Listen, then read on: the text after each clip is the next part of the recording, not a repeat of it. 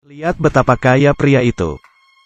Di hadapan pelayan, mengeluarkan sebotol cairan ke arah belakang tubuh pelayan. Ia pun langsung dihajar. Tapi pandangan orang-orang merasa aneh. Klon benar-benar melakukan sesuatu pada manusia. Kondisi apapun. Cerita berasal dari restoran ini. Setiap hari jam 4 subuh pelayan dibangunkan. Kemudian mereka dibersihkan. Ganti pakaian bagus. Jam 5 restoran mulai buka. Sebelum masuk, suhu tubuh diukur. Masing-masing menyambut pelanggan baru. Mereka terus bekerja 19 jam. Mereka harus mematuhi aturan. Terpenting, pelanggan adalah Tuhan. Mereka diwajibkan untuk melayani setiap keinginan pelanggan. Setiap hari hanya minum sekotak minuman untuk tambah energi. Lalu kembali tidur. Setiap hari terus begitu. Nama pemeran utama adalah Xing Mei. Menurut restoran, pelayan adalah bayaran paling termurah. Tidak ada kebebasan. Mereka ada satu jenis masa depan. Memasuki dunia kebahagiaan. Setiap awal tahun baru, Raja akan mencetak sebuah bintang di setiap orang. Kalau terkumpul 12 bintang akan berakhir. Dan bisa masuk ke dunia kebahagiaan. Tapi ada gadis bernama Yuna. Memulai perlawanan. Malam itu Xing Mei bangun. Lihat Yuna tidak ada.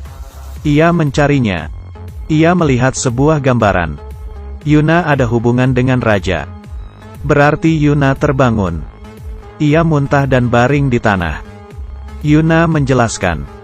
Ia pingsan setelah mengambil nutrisi kami. Ia mengambil kunci di tubuh Raja. Ajak Xing Mei datang ke depan pintu. Ia tanya ke Xing Mei, apa kamu pernah terpikir? Pelanggan di dunia kayak gimana? Xing Mei merasa takut. Ia lihat ke bawah dan bingung. Karena dilarang mengajukan pertanyaan itu. Yuna membuka pintu dan masuk. Ini ada ruangan penyimpanan sederhana. Ia kasih tahu Xing Mei. Ini rahasia mereka. Ia mengeluarkan proyeksi. Memutar film Tom Hanks. Xing Mei membesarkan matanya. Menonton.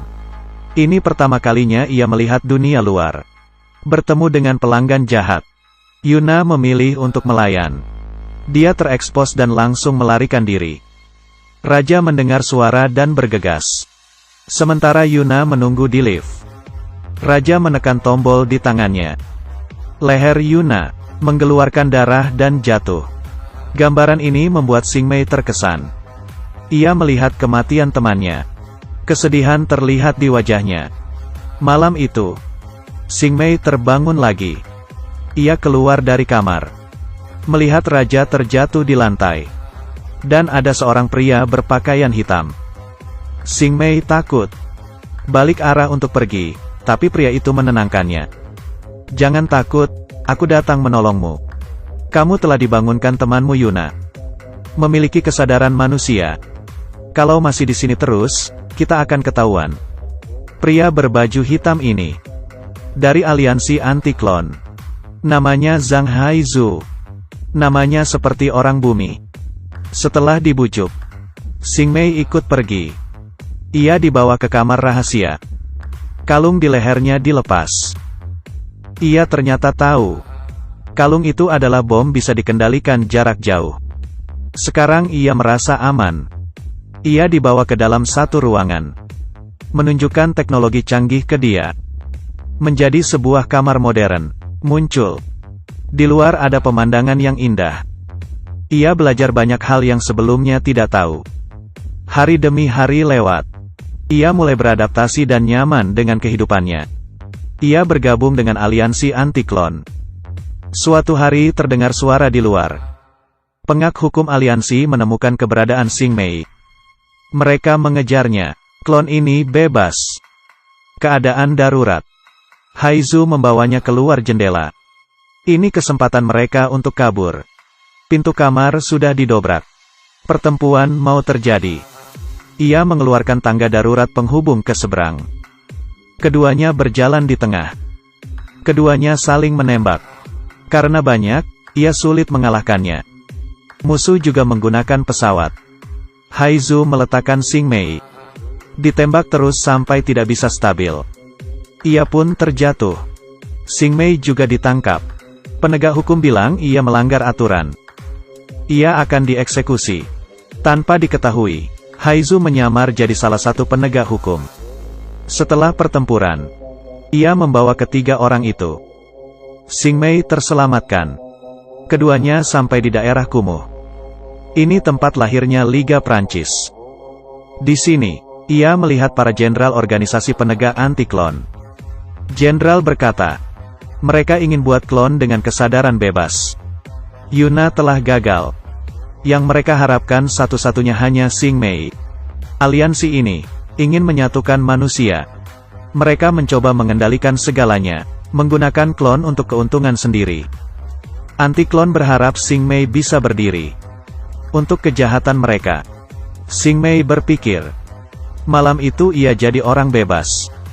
Sebuah klon, nasib keduanya juga tercampur. Ia masuk ke pabrik cloning. Sekumpulan wanita baju putih berjalan tanpa suara. Wajahnya terlihat senyum bahagia. Gelisah.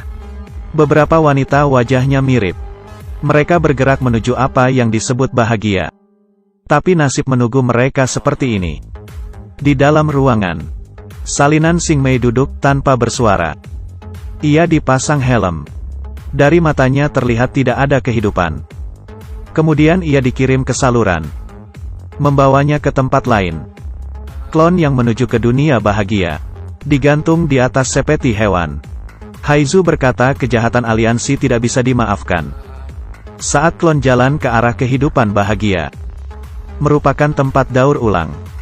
Dan daur ulang, cloning manusia adalah sumber nutrisi murah. Xing Mei gemetaran. Ia tidak percaya dengan pemandangan yang ia lihat. Air mata membasahi wajahnya. Ia tidak percaya. Ini bahan nutrisi yang mereka hisap. Malam itu ia mengambil keputusan. Ingin melawan organisasi anti-klon. Aliansi klon yang penuh kebencian. Pertempuran dimulai. Ia dikirim ke satelit anti-aliansi. Pengalaman pribadinya diubah menjadi ke-12 federasi. Dan 4 koloni alien. Pada waktu bersamaan, penegak hukum aliansi menyerang perang satelit. Keduanya saling menembak. Pejuang anti-aliansi dengan cepat. Satu demi satu kalah. Xing Mei yang lihat Haizu terbaring. Air mata pun menetes. Organisasi anti-aliansi pun musnah. Ia ditangkap. Pria itu duduk di seberangnya. Bertanya. Tahu organisasi anti-aliansi akan gagal. Kenapa masih bergabung dengan mereka? Xing Mei dengan tenang menjawab. Jika tidak ada yang berdiri, kebenaran tidak akan terungkap. Setidaknya ada orang yang percaya dengan perkataanku. Akhir cerita. Xing Mei dikirim ke Elysium untuk penegak aliansi. Xiang Mei terjatuh. Benar-benar menjadi seorang pejuang.